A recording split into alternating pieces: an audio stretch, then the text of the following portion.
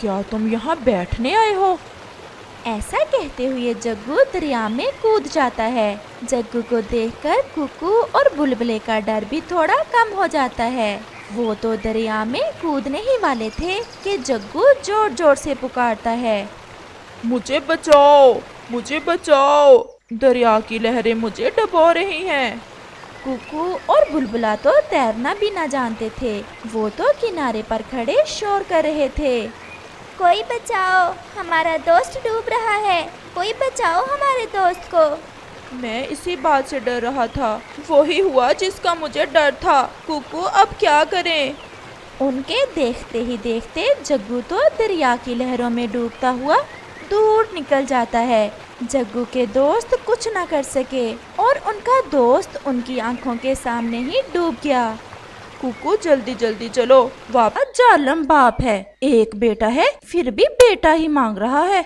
और फिर ऐसे ही 2 दिन गुजर जाते हैं। उस कव्वी का अंडा टूटता है और उसमें से तो एक छोटी सी कव्वी बाहर निकलती है, जिसे देख गोरी कव्वी तो बहुत परेशान हो जाती है। कालू तो आते ही मुझसे लड़ाई शुरू कर देगा, इसमें मेरा क्या दोष? और इतनी सुंदर तो है हमारी बेटी। मम्मा, मम्मा मैं आ गई। मम्मा, आप तो मुझे कुछ दुखी लग रही हो, इसलिए ना कि मैंने आने में देर कर दी। मम्मा, मैं तो 2 दिन से अंडा तोड़ने की ट्राई में थी, परंतु अंडा तो टूट ही नहीं रहा था। कालू कौवा भी सैर सपाटे करके वापस लौट आता है। अब मेरी बेटी के सामने उल्टी सीधी बातें ना करना, जो हुआ भगवान की इच्छा। मुझे तो पहले ही पता था, तुम्हारे अंडे से तो बेटी ही निकलेगी। अब लाना भोजन और खिलाना इसे। मुझे क्या पता तुम कौन हो? मैं बताती हूँ कालू जी, मैं कौन हूँ। चिड़िया बहन, क्या कोई झाड़ू है घर में? बस गोरी का ऐसा कहना था कि कव्वे की याददाश्त तुरंत ठीक हो जाती है। ना ना गोरी, अब मुझे झाड़ू से ना मारना, ठीक हो गई है मेरी याददाश्त। ये सब देख चिड़िया और कबूतर की हंसी ही नहीं रुक रही थी। चिड़िया बहन, मुझे माफ करना, ये पत्नी जी यहाँ भी आ गई, इससे लड़कर घर से भाग आया था। 2-4 दिन आपके पास रहने के लिए याददाश्त खो जाने का नाटक करना पड़ा। अब सीधे से चलते हो या उठाऊं झाड़ू फिर से?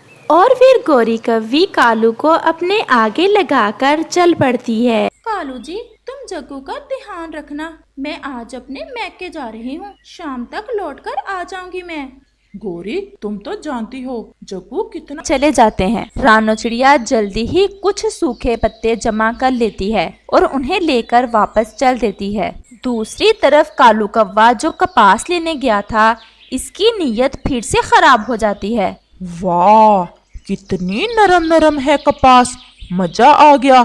थोड़ा लेटकर मस्ती करता हूँ कपास पर, अभी कौन सा चिड़िया आई होगी। और वो कपास पर लेटकर उछलने लगता है। बहुत मजा आ रहा है।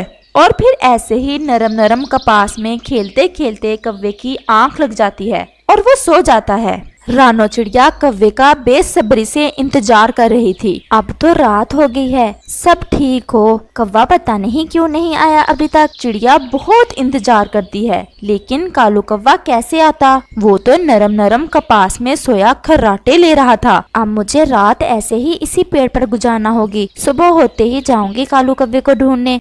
उसने सारी जिंदगी ईमानदारी से सब काम किए थे, कभी किसी के साथ बुरा नहीं किया था। जबकि वो गरीब थी, फिर भी वो हमेशा दूसरों की मदद करती। परंतु अब तो भगवान की तरफ से उस चिड़िया और उसके परिवार पर एक बड़ी परीक्षा आन पड़ी थी, क्योंकि उस मम्मा चिड़िया को दिल की तकलीफ थी और डॉक्टरों ने उसे बताया था कि ऑपरेशन के सिवा उसकी बीमारी का कोई हल नहीं है। आकाश, आप मेरी चिंता ना करें, मैं ठीक हो जाऊंगी। और अगर मेरी जिंदगी इतनी ही है तो मैं मरते समय आपको ऐसे रोता हुआ नहीं देख सकती।